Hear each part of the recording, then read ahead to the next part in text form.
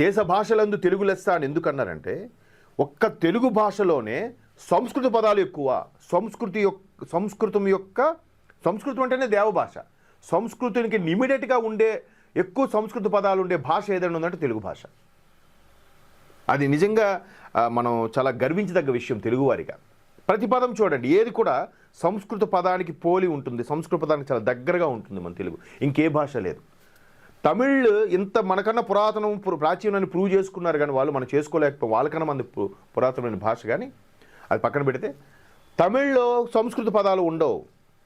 ద్రవిడ భాషకి మూలంగానే తమిళ్ ఉంటుంది, అక్కడ ఎక్కువ సంస్కృత పదాలు ఉండవు. అందుకే లిరిసిస్ట్ భారతీయారు, తమిళనాడులో ఫేమస్ ప్రముఖ కవి భారతీయారు కూడా తెలుగు ముందు మన తమిళ్ కూడా జూజూబి అని ఒప్పుకున్నాడు.